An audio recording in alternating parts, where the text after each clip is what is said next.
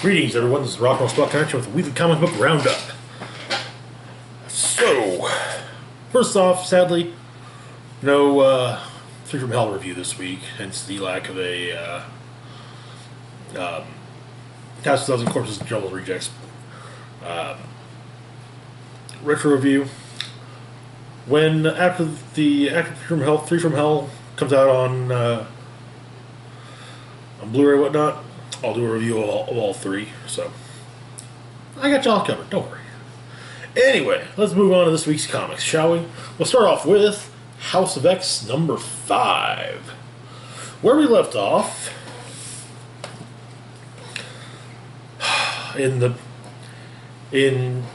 for House of X, the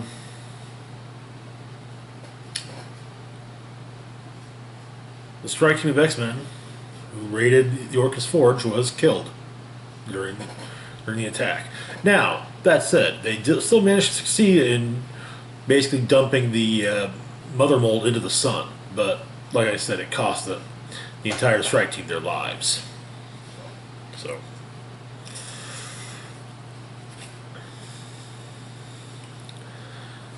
yeah. Anyway, so let's see where we go from here. So we open up with a quote from Xavier. Do you want to know the real difference between them and us?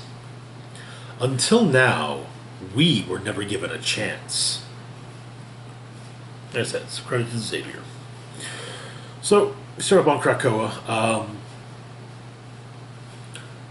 Polaris and Magneto are talking, and Polaris asks if there's any good in humans, and of all people, to say, hey, we can there is at least something valuable to learn from them, and that's society.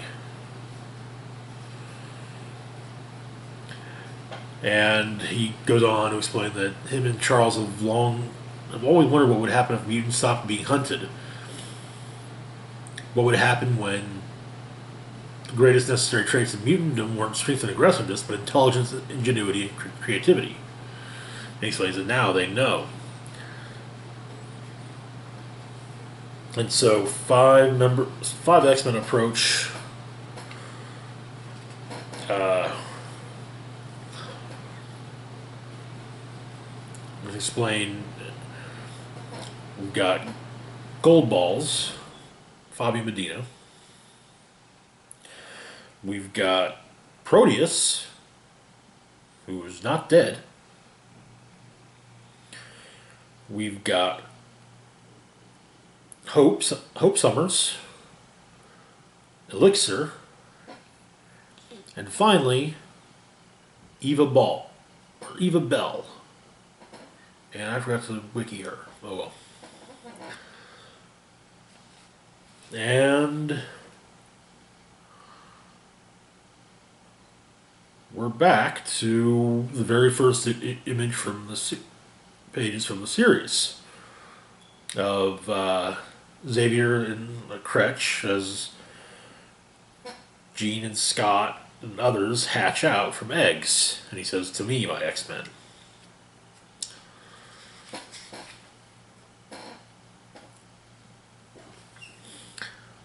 And it's explained, and so Lorna explained, I don't get it though. It's just their bodies. It's not them. And it's explained that Cerebro does more than just find mutants. It also copies the mind or essence or anima of any mutant Xavier finds. So that if need be, he could one day put a soul back into its mutant shell. And so the 8 X-Men who died at the Forge, once again amongst the land of the living. And so there's a big ceremony that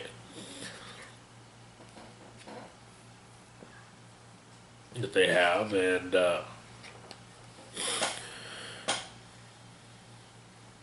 first off, the group of 5 that do the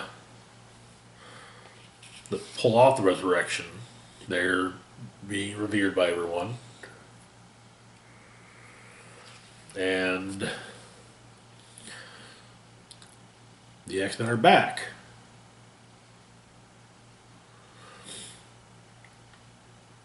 And Storm basically goes to each one, asks their name and how she knows it's them.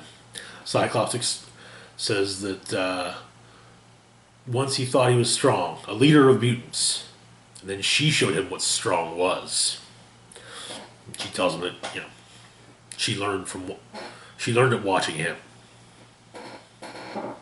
Then she asks Jean how she says, "Oh, I'm the only me that ever was, Aurora." And they embrace, and yes, it's her. Moving on to M, who's identified herself, and Storm moves to touch her and says, "No touching."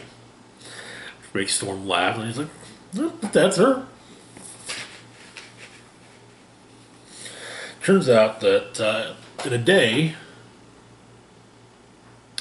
the next following day, we'll see the UN vote on basically whether or not to recognize Krakoa as a sovereign nation.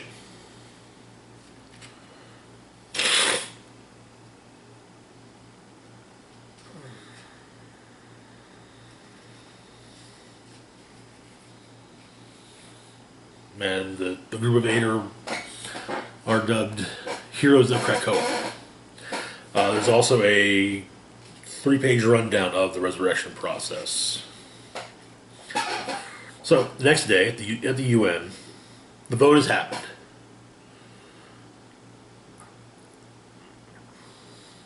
Krakoa is officially recognized by the United Nations. And Xavier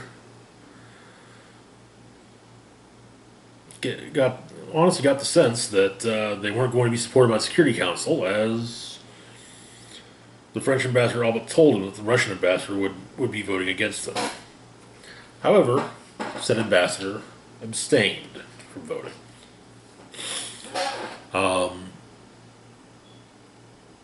But he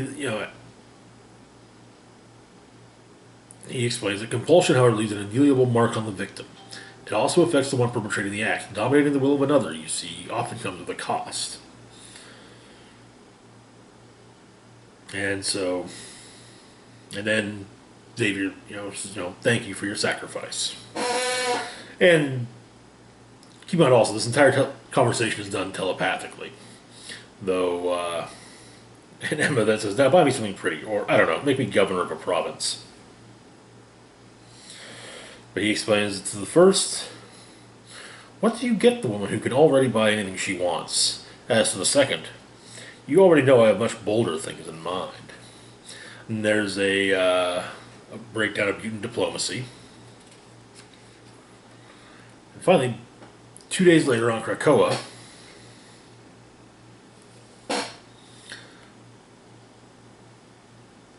the villains arrive. Wolverine isn't entirely keen on this, and basically, but Xavier explains that an opportunity to change is what he's offering. Wolverine kind of thinks that some people are beyond saving. Though Magneto counters with, if that were true, would Wolverine be here? Would Magneto himself be there?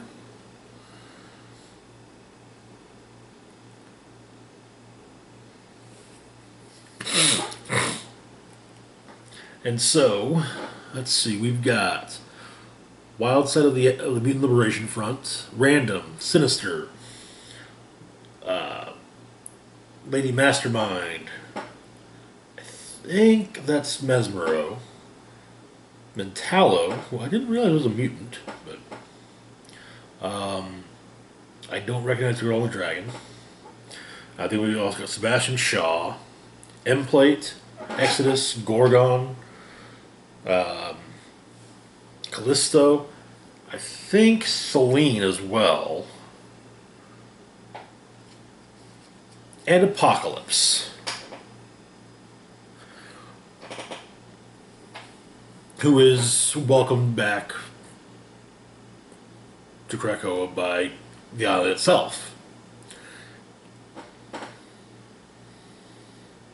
They have a very brief conversation. And he very briefly explains, Krakoa knows him and he Krakoa. And also that, he fought a warrior before the world had any idea there was such a thing as mutants.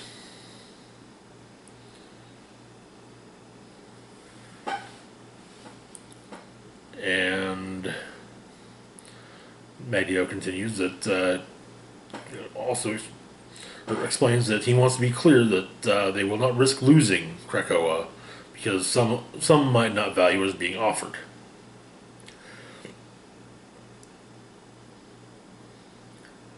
And Wolverine, asks him if this could be a problem or not. That could be a problem. The Apocalypse says, for centuries he's fostered war and conflict, all in hopes of mutantdom finally asserting dominance over this world. And now, mutants have finally become what he intended them to be. He could not be more proud. And so, I'm guessing he's saying that on behalf of the whole group of villains. We submit to the laws of this land, be what they may, and acknowledge that from this day forward we all serve a higher purpose than wants or need. One people from this day forward. And then Xavier says that let it be known and let the word spread that Krakoa is for all mutants. And he says, welcome home to Apocalypse while shaking his hand.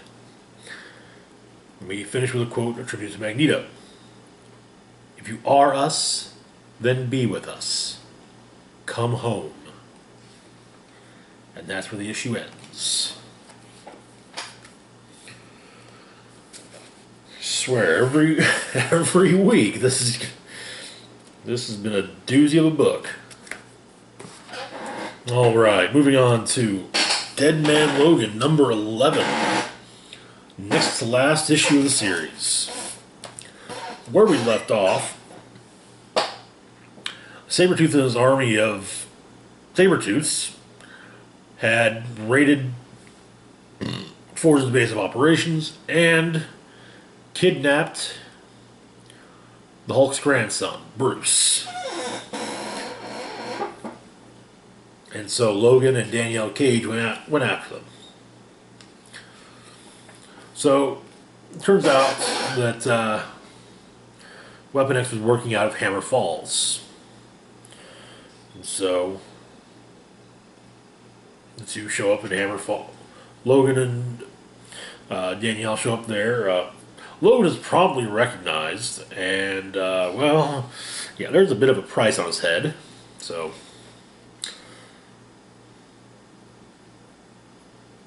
but they do learn where, after smacking around some of the locals, they do find out where the Weapon X facility is. So they make their way there, and of course make their way in. But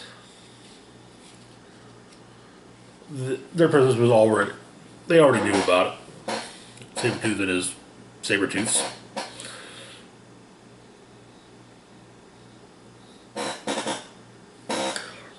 Turns out the base is actually run by none other than Mr. Sinister, who's now wheelchair bound and sadly obese.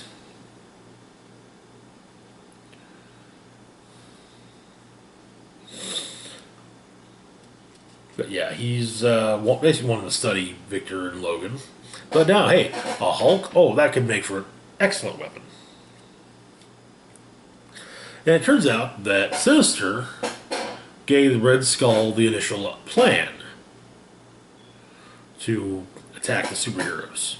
Which kind of makes sense, judging from the first half of this mini, with wherein Miss Sinister passed along the idea to Sin.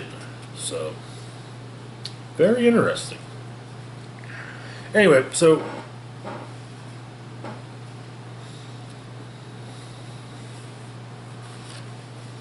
let's see. Who was it? Oh, the Reavers. That's right.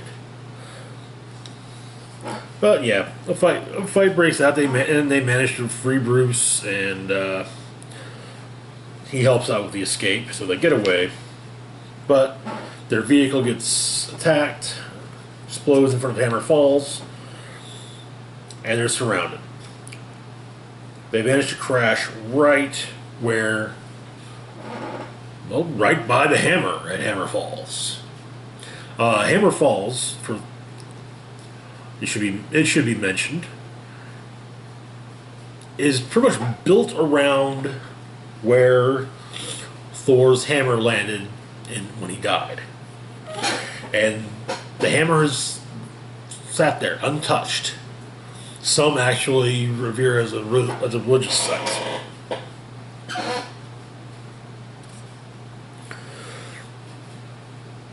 And so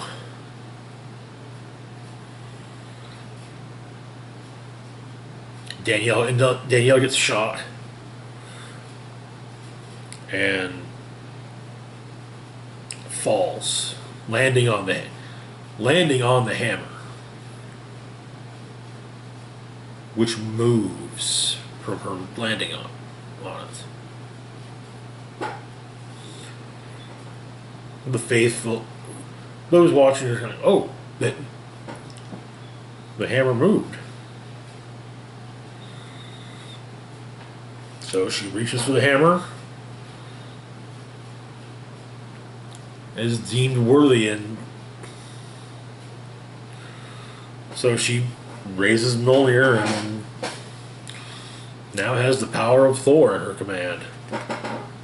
That's where the issue ends. Well, it ends with the obituary to Turk Barrett from Old Man Hawkeye.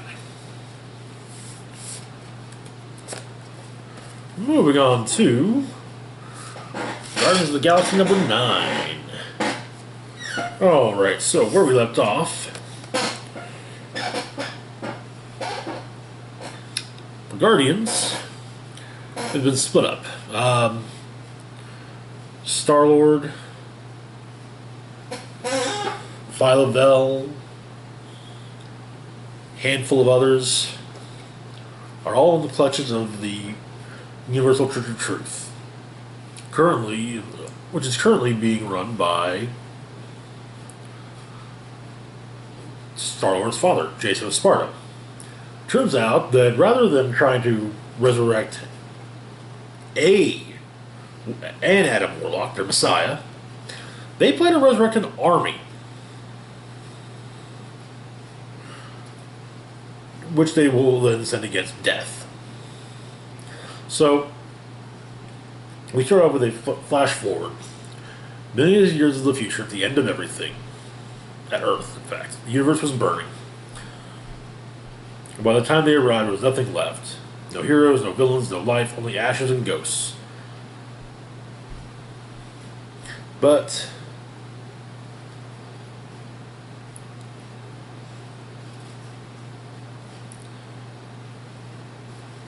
death is there, watching.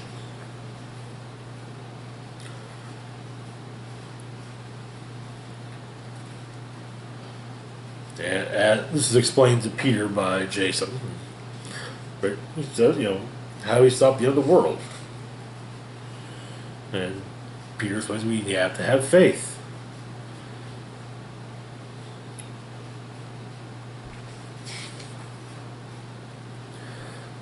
The plan is that they're...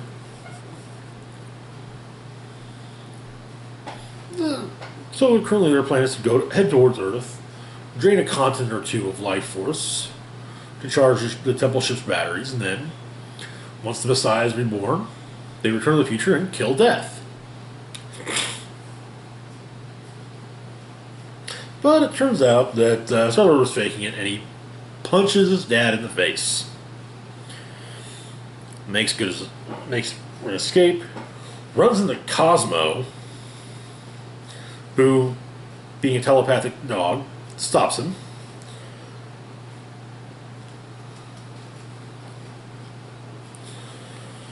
And, well, Jason can't save him now. So in a redacted planet, in a classified sector, Groot, Rocket, and Moondragon are fighting things. To explain that Rocket learned of this planet from Gamora, who got, when they were drinking, told him about it. But the battle is stopped by their target, a young version of Magus, the dark portion of Adam Warlock's soul. And they basically claim that they need his help. Back on Cathedral,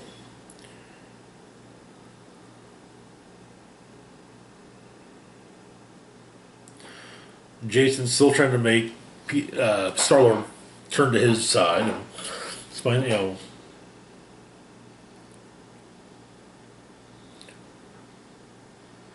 he's the one. It's the computer that turned on the engine, but one of the cocoons is in the hatch.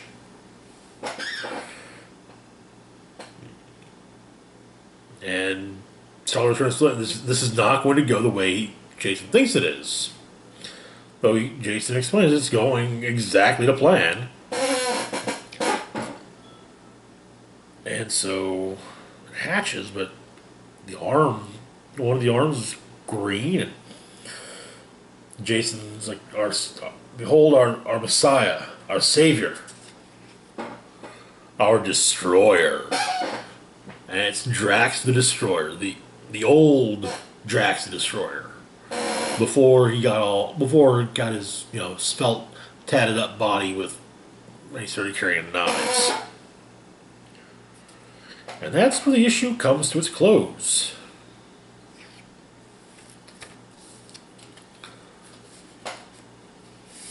Alrighty, moving on to Death's Head number 3. Where we left off, Death's Head 5, Wiccan, Hulkling, and Hawkeye had all gone to Project Pegasus to track down Dr. Evelyn Necker, the creator of Death's Head, who created Death's Head 5. They got there, well, yeah. Basically, she's automated the facility.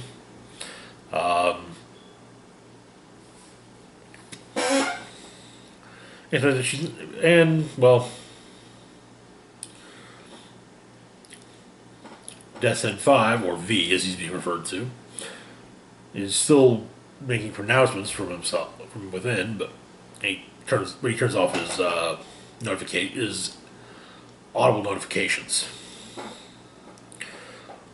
But Death's Head 1, the original Death's Head, isn't concerned. After all, Necker's just a face on a screen. Though it turns out that, the screen is connected to a mech. And so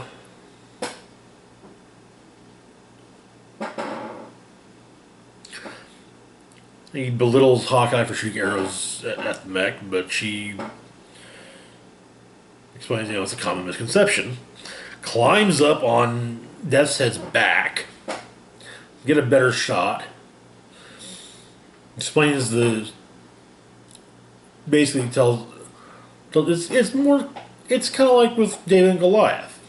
Everyone thinks the sling that the kid used is like a slingshot, like a kid's toy.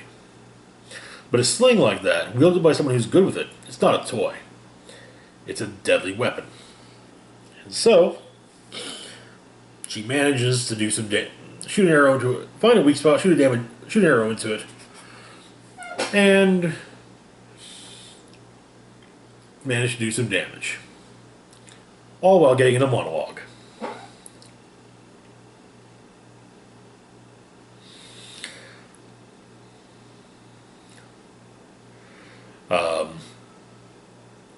How it falls in 5V, as he's being referred to by everyone else, says that the mech won't stay down because it's already making rebooting noises.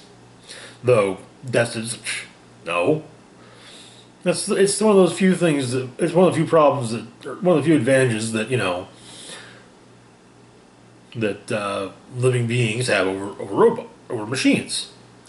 Machines need to be repaired by someone else. We can't repair ourselves. Though V says, "I can fix myself. Can't you?" Though, no, yeah.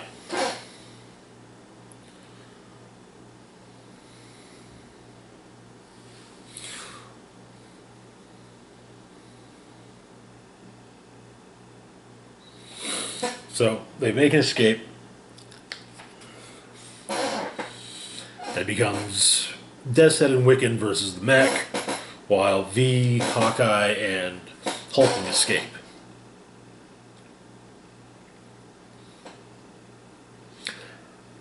Though the mech explodes and it kind of sends a shockwave which separates V from Hawkeye and Hulkling.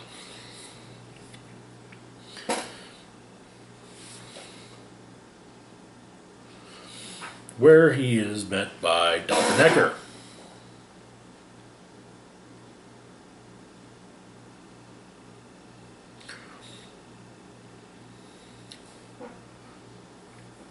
Deathhead and Wiccan can make their way through, finding the remains of Deathhead 4.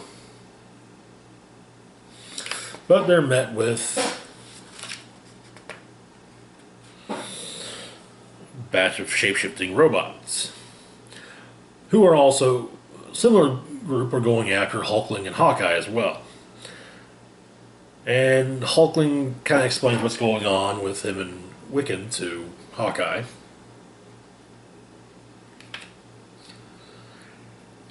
And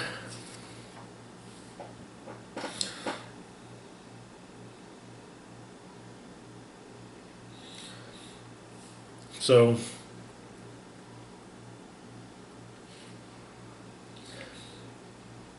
Deathhead and Wiccan fight the robots, who basically are taking on the form of they're called fearmongers.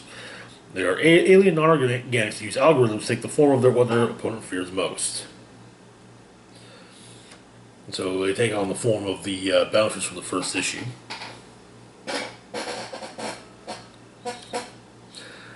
For Hulkling,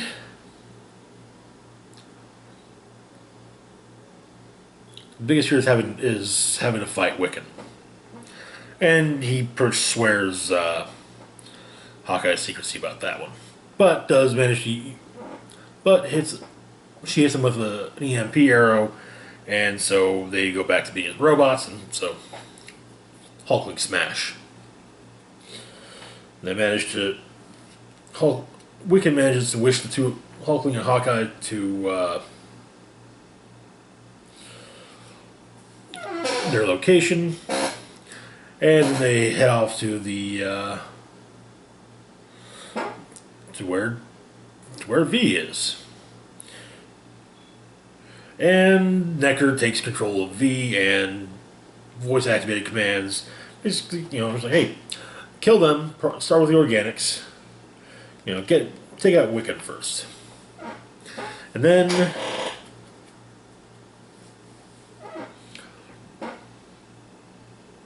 but however, Wiccan wishes everyone away, except for Death's Head. And Necker basically, says, hey. So, yeah, the Witch Boy didn't include Death's Head in the spell, so he didn't mean to leave you out, just he doesn't think of you as a person. You can't, And she called him an Atari with feet. But now he's got to take on a an, a fully put together and operational Death's Head 4, which is where the issue ends.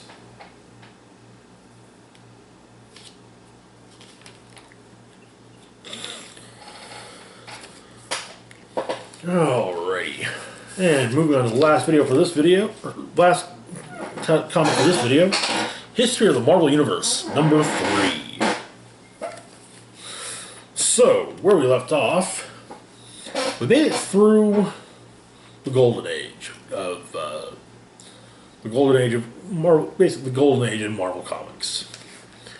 So we'll kick things off with the Silver Age, the debut of the Fantastic Four, the Hulk, the return of Namor, Doctor Doom, Ant-Man, Spider-Man, Thor, Iron Man, the Watcher, Wasp, Ant-Man becoming Giant Man, the formation of the Avengers, the formation of the X-Men, the formation of the Brotherhood, the Avengers finding Captain America, various, the first fight between the Hulk and the Thing, for the appearance of Daredevil, Cap's Kooky Quartet, the Inhumans, the wedding of Reed Richards and Sue Storm, the Black Panther, the arrival of Galactus and the Silver Surfer, the marriage of Hank Pym and Janet Van Dyne,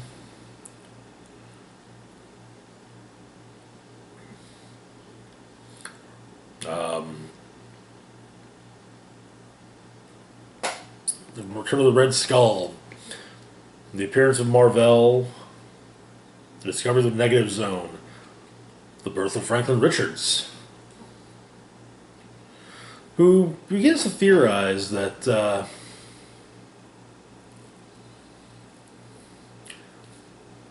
who states that him and Galactus are the balance of the universe. He is the utmost creator. Franklin is the utmost creator. Galactus the ultimate destroyer.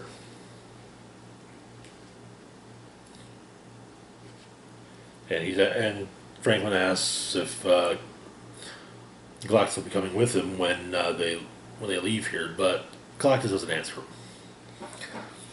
And so the 21st century is said march forward.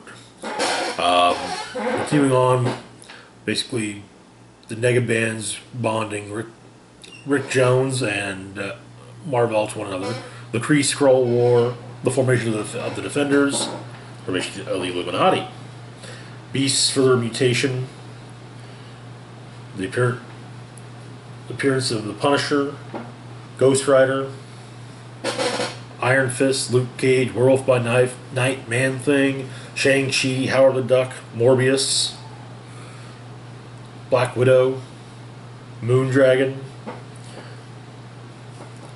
Shanna, Kazar, the death of Gwen Stacy, the apparent death of the Green Goblin, the cloning of Gwen Stacy, the Avengers Defenders War, the marriage of Vision and Scarlet Witch, Captain America leaving, Steve Rogers setting aside the mantle of Captain America to become Nomad, formation of Alpha Flight, Wolverine's initial appearances, including fighting the Hulk and then being recruited by the X-Men, and finally the emergence of the Phoenix Force in the form of Jean Grey. That is where the issue comes to its close. Looks like next issue we'll be dealing with the 80s and 90s. And there's also annotations, basically saying, yeah, we're referring to this issue here and that one there. Yeah.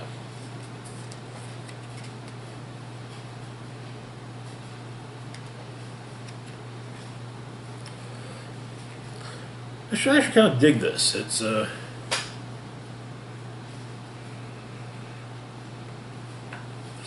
It's a neat series.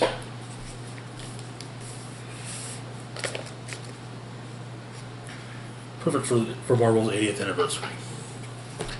Well, that's it for this video. As always, feel free to like, share, and subscribe. Links to my Facebook, Twitter, Patreon, and PayPal can be found in the description box down below. This is Rock and Roll Spock signing off, saying live long and rock hard.